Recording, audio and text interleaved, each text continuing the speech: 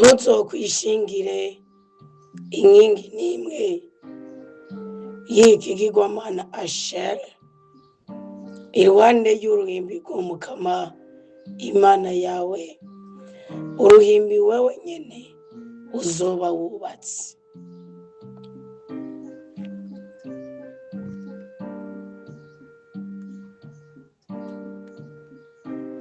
Turaje kubaka uruhimbi rw'Umukama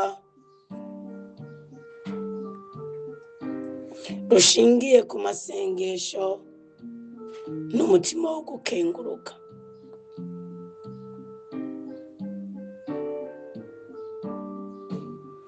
Muri iki gitondo cyo kuri uwa gatatu turaje kugira ngo Imana se Umukama wacu Yesu Kristo yahabwe icyubahiro.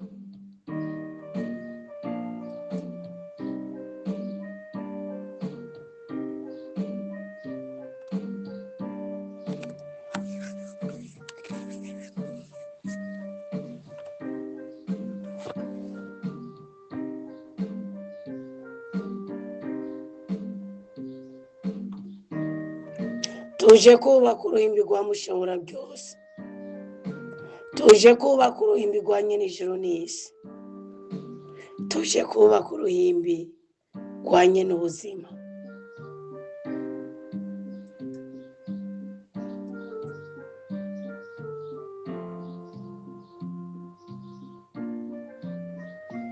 Tuje kubaka uruhimbi rwa Nyenibitangaza.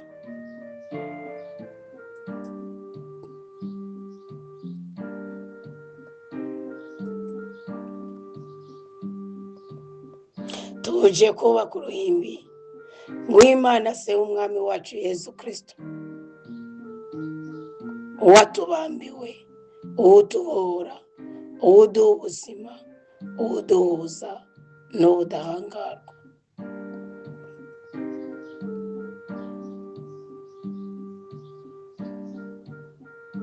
Niwe rembo ryinjiramo imigisha yacu,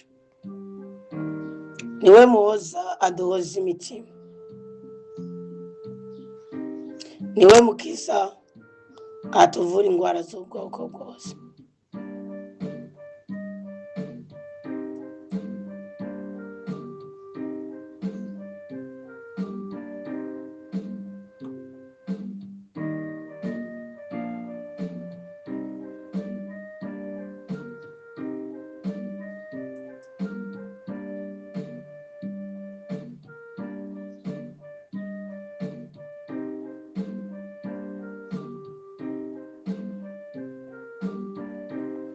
Tutabara utugirire neza,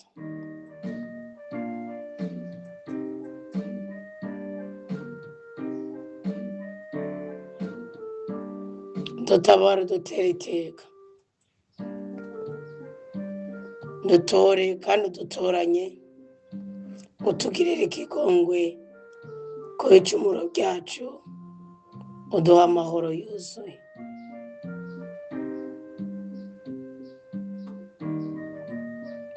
Tubera inkingi n'inkinzo, tubera urutare twegamira,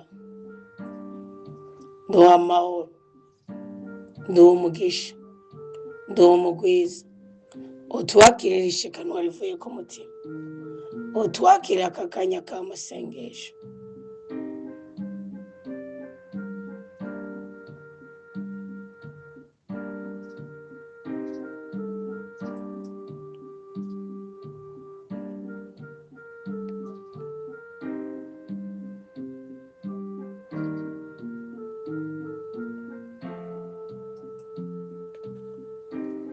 Amaraso ya Yesu Kristo nayahamagariye kuri twebwe kugira ngo tuhererwe muri uku gusenga kwacu, duhimbagwe muri uku gusaba kwacu, kandi igicaniro cyacu ndetse n'imibavu yacu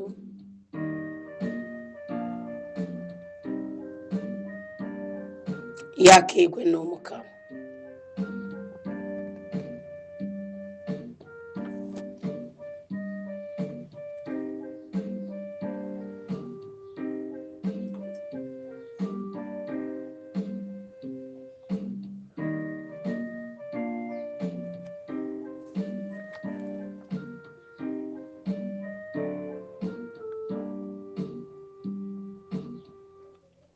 amaraso yawe Yesu natubohora.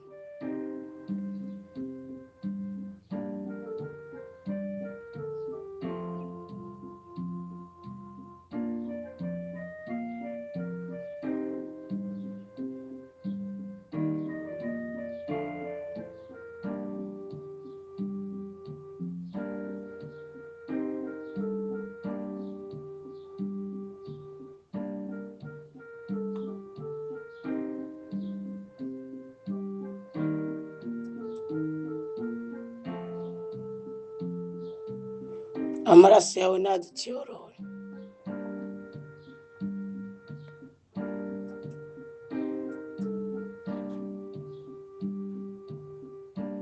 Amaraso yawe naduteturure.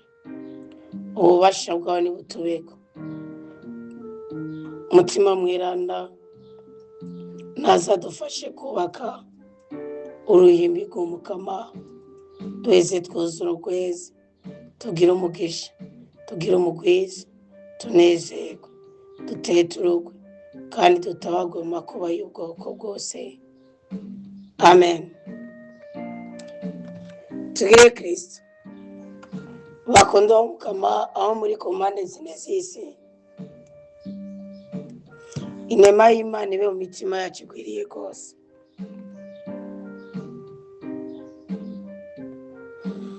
Urukundo rw'Imana rudusage kandi ruduhaze ibyiza byose dukeneye.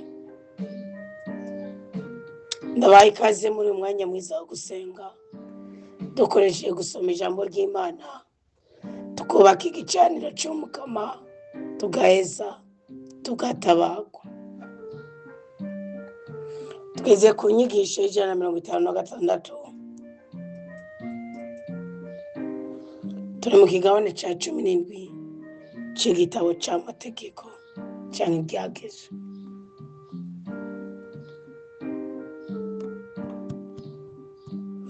Uyu munsi dusigaje iminsi 35 ngo uyu mwaka uhere.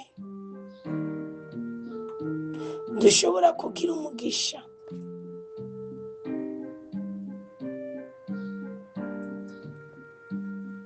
Dushobora kugira umugisha.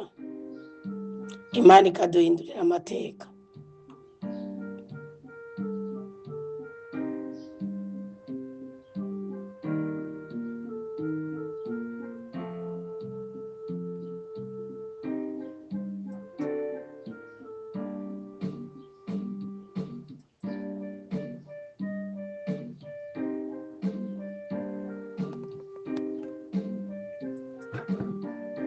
Umurongo wa 21 mu kigabane c'16 c'igitabo c'amategeko, aravuga ibiteko biri no gusenga Imana y'ukuri. Avuga ngo ntuzokwishingire inkingi n'imwe y'iki kigwamana citwa Ashera iruhande y'uruhimbi rw'umukama Imana yawe. Uruhimbi wowe nyene uzoba wubatse. Mwizamu ryo gusenya ibicaniro,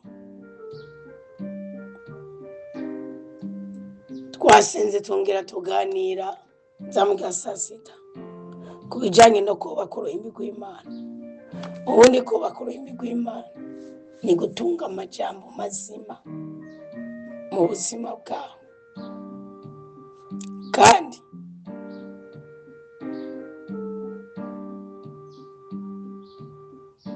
ugashira ishikanwa ryawe, icacumi cyawe aho hantu uburonkera aya majambo y'ukuri aremesha. Ugomba kumenya neza kubaka uruhimbi rw'umukama. Uja mu Batesalonika ba mbere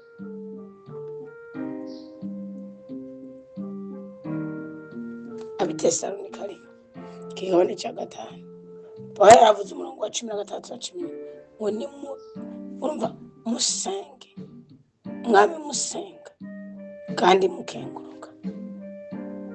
Niko kubaka uruhimbi rw'umukama.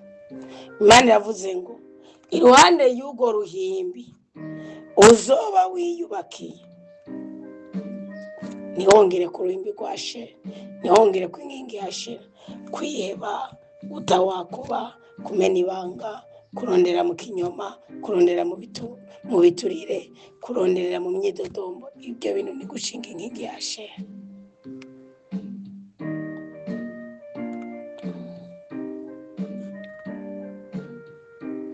Ngo ntuzokwishingira inkingi yibuye kandi umukama Imana yawe avyanga. Kwishingira inkingi yibuye ni bya bigirwamana, ugasanga ugendana agaheko, wibwira mu mutima ngo ubayeho kubera iki n'iki, ubayeho kubera agasura, ubwubatse ukubyara. Ngabana yaravuze ngo warari ingumba byahindwi, ngo bari barabwiye nabo biburase. Biza bishobokaho umunyamunezero ababara, umunyagikundiro yanywa, kandi n'umunyamibabaro akanezerwa, umukene agatunga. Igihe gihanwa n'ikindi, kandi mu isi y'umwuka iki kitaba yaba ikindi. Kumvikana ko kiretse kwishimira Imana ntiwohebura amakuba, kiretse kwizera Imana ntiwohebura ubukene, kiretse kwizera Imana ntiwohebura impanuka, kiretse kwizera Imana ntiwohebura ubumuga. Ubufatiye kuki? Wishingiye kuki? Ariko kuko Mukama yavuze ngo, ni Salomo yavuze ngo umugisha Imana itanga ntihongera ko mubabaro ukundi. Byumvikana ko mu byo twishimiye, mu byo twemera, kuko Kristo yabivuze, Matayo akabyandika, niduce dukenguruka ko Imana iza kubiduha byose.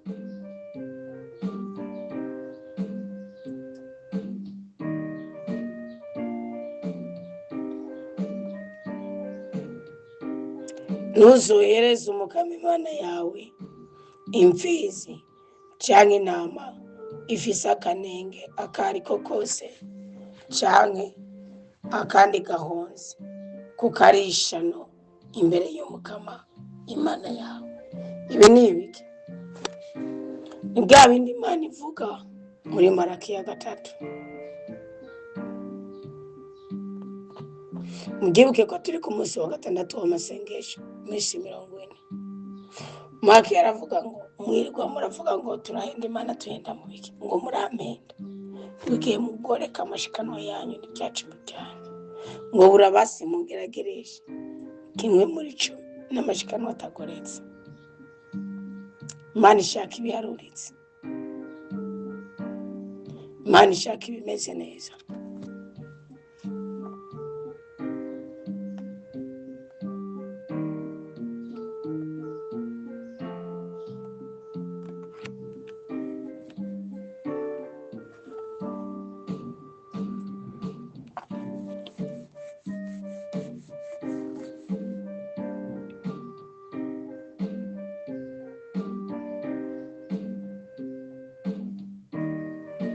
Imana ishaka ibiri mu ukuri. Namba ari kimwe muri 10 ntikibacisha kandi ntikiba gike, kuko Imana ni gusaba mu byo udafise.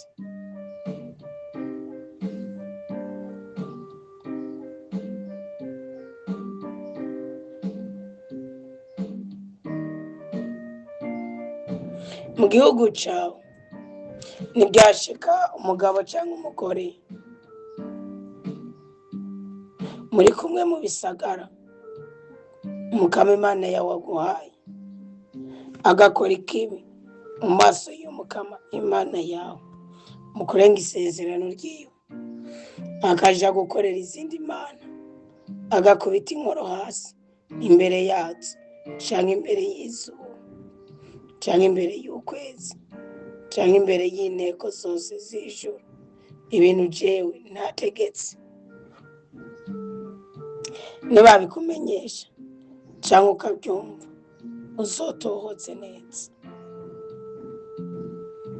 Niwasanga ari iby'ukuri kw'iryo shano ryakozwe muri Isirayeli, uwo mugabo canke uwo mugore yakoze ico kintu kibi, uzomujana kw'irembo iwawe, utere amabuye uwo mugabo canke uwo mugore gushika apfe.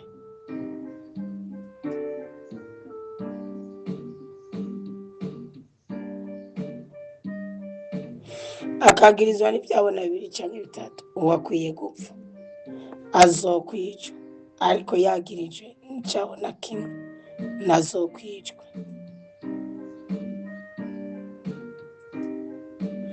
Ukuboko kw'ivyabona niko kuzobanza amabuye mu kumwica, hanyuma ukuboko kw'abandi bantu bose gukurikira, gutyo uzoba ukuye ikibi wawe. Mubona yuko hari ibintu twakinyeko, hari ibintu twijejeyeko, kandi Imana itabikunda.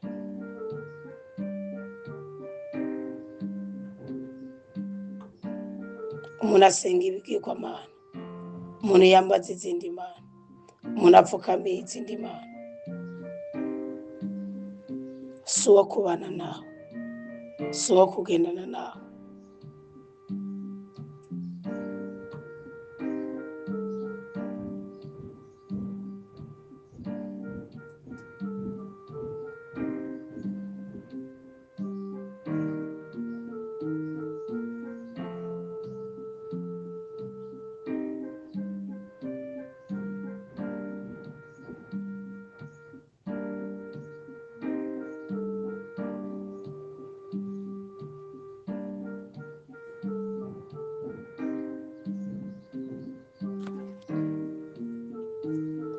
Urubanza ntigwakugumira guca, ari urwo gusesa amaraso, ari urw'amatati, ari urw'abakomerekanije, ari urw'imari zibereye mu bisagara vyawe. Urahaguruka uduge mu kibanza Umukama Imana yawe azoba yitoreye. Uzogenda kubahereza nk'uko Abalevi, ku mucamanza azoba hari muri iyo minsi, uruburane nabo bagushikirize ingingo bafashe.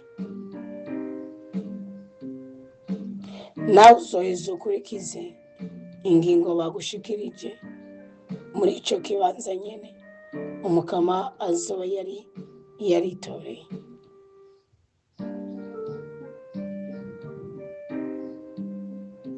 Kandi witwararike gukurikiza ibyo bazoba bagusiguriye byose. Uzokurikiza icitegeko rivuga n'ingingo bagushikirije, ntuzoce iruhande y'ijambo bakubwiye ngo uciye iburyo canke ibubafu. Ariko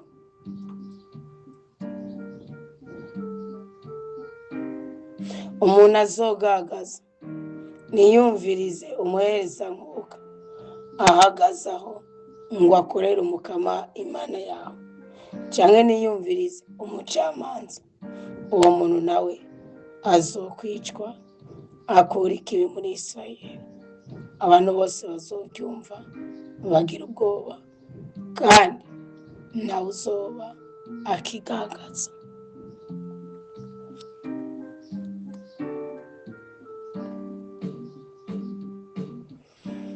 Murumva ko kudadika umutima, kuba intagondwa, kutagonda izosi, Imana irabihana.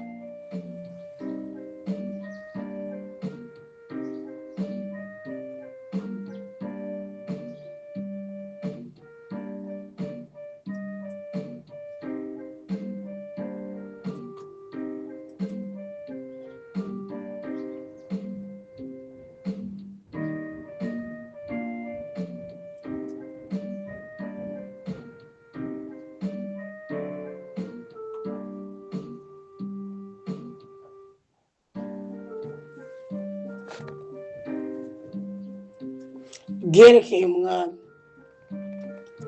mutibagira ko turabami.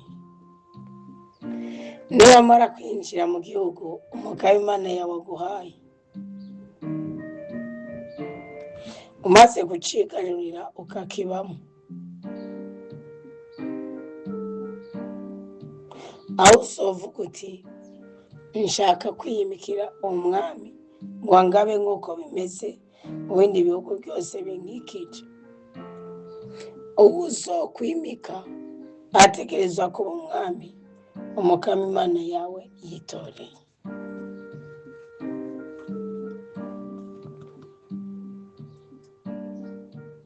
Umwami uzokwimika ngo akugabe azova muri bene wanyu. Ntihagire umunyamahanga uzokwimika ngo akugabe atari mwene wanyu.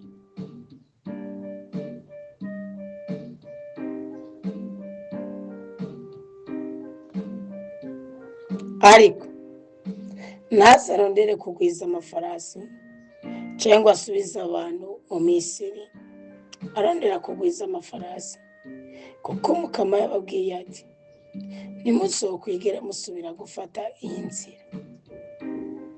Ubu niba niyemera ko duhora muri marshanariye muri Rivers.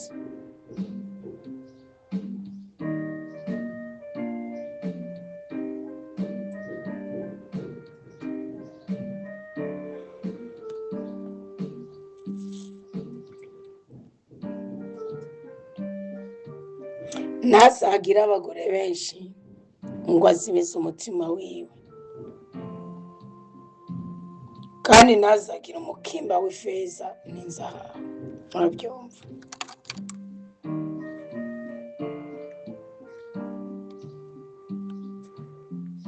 Numvise umwami yimitwe n'Imana, ntabwo arangwa n'ubwinshi bw'abantu. Magayemenganiza buriya 66 nasanze munsi y'ijuru ngo kwiruka. Iyo nibyo migani ya Salomo. Naza buriya 60.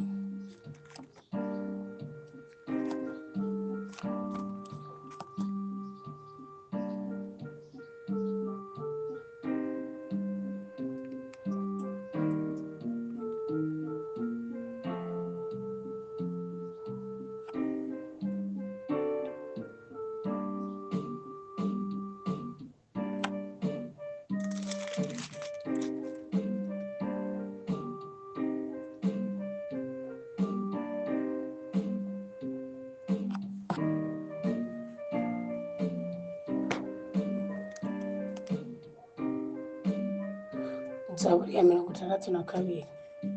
Nimwishimire agahaza, mwizere kizova mu busumu. Itungane ryagwira, umutima wawe ntuzogihambireko. Ngo Imana yaravuze rimwe. Uwo n'umurongo wa 12. Zaburi ya 62. Nanje numva ibi bintu bibiri.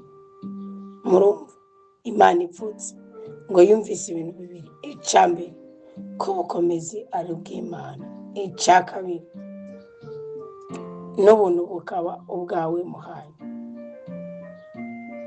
Mwako niwe wembera umuntu icyo yakoze.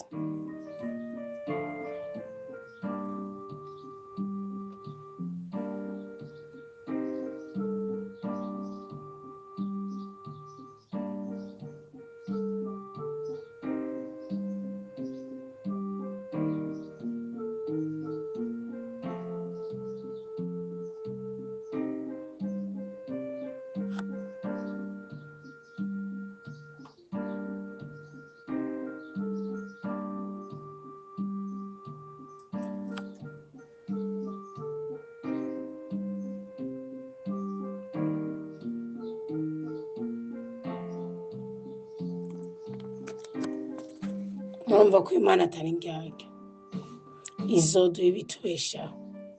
Ariko umutima wawe ureke kwigarurirwa n'ibishingiye ku irarirari.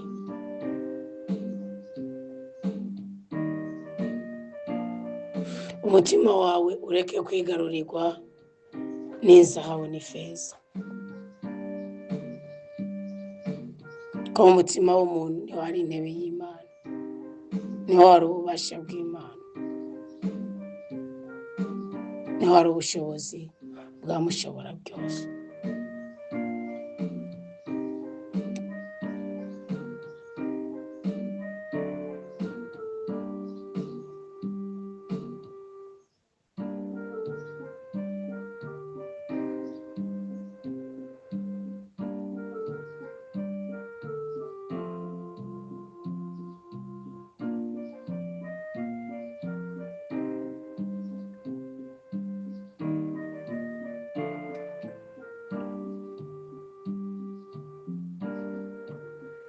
niyamara kwicara ku ntebe yiwe y'ubwami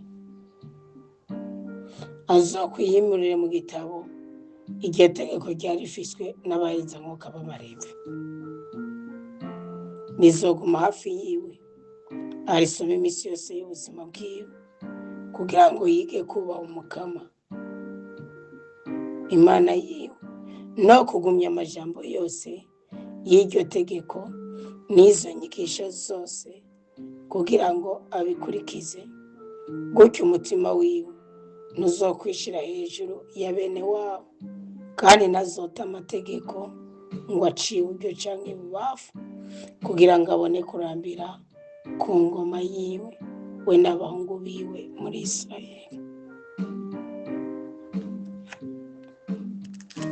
Ikidutera kuramba ni kubaha itegeko ry'Imana, ni kumvira itegeko ry'Imana, ni kugendera mu ijambo ry'Umukama, kudahurumbira ibyo kurya n'ibyo kunywa.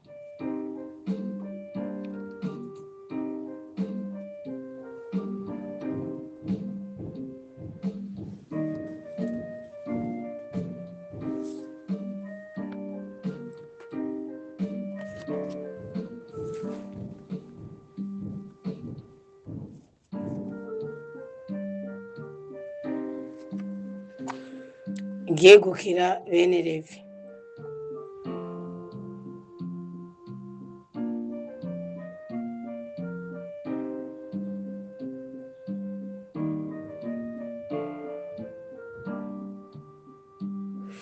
Abaherezamuka b'Abalevi, umuryango wose wa Levi nta mugabane n'intoranwa bazogira muri Isirayeli. Bazorya ibivuye ku mashikanwa atokomberezwa Umukama no ku cibare ciwe.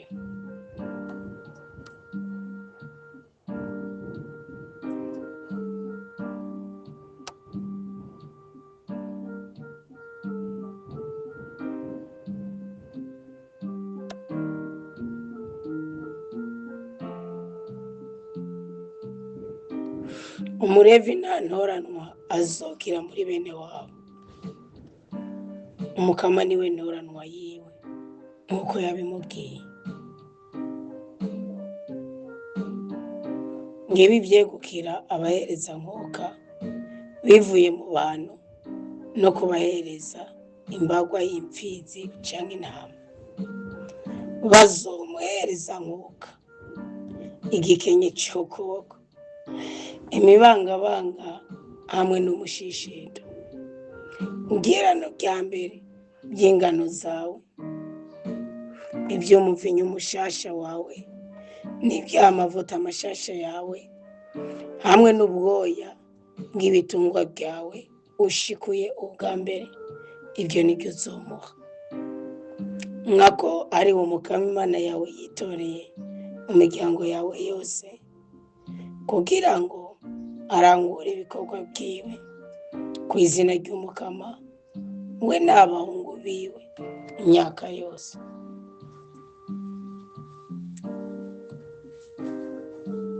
Umulevi niyashika avuye muri kimwe mu bisagara byawe,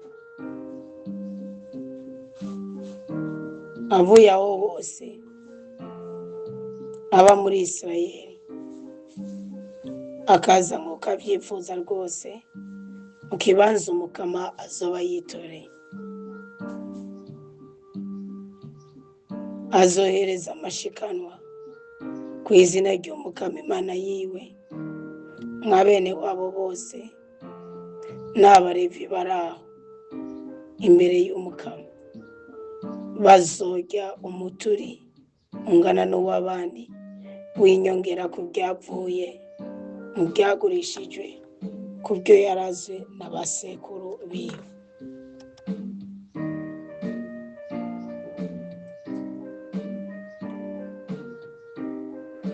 Mwumva ko bene Levi bafise umurage wo kurya amashikanwa, ahise umurage wo kurya ibyicu. Iyo mubimye muba mwimye Imana, kandi iyo mutanze ibyaha amashikanwa yanyu n'ibya cumi byanyu mukabitanga uko utariko, burya ni mu bibyaza umusaruro, kuko Imana ntishinyaguritswe kiretse ubikoze utabizi.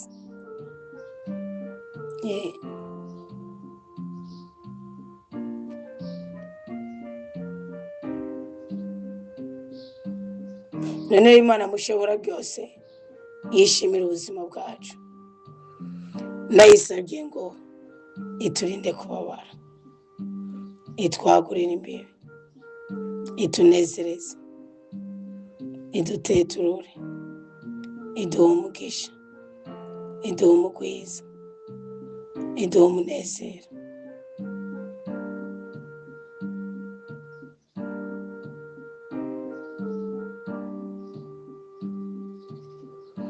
Ndasabye Imana mushobora byose ngo mu izina rya Yesu Kristo iduhe icyo imitima yacu yipfutse.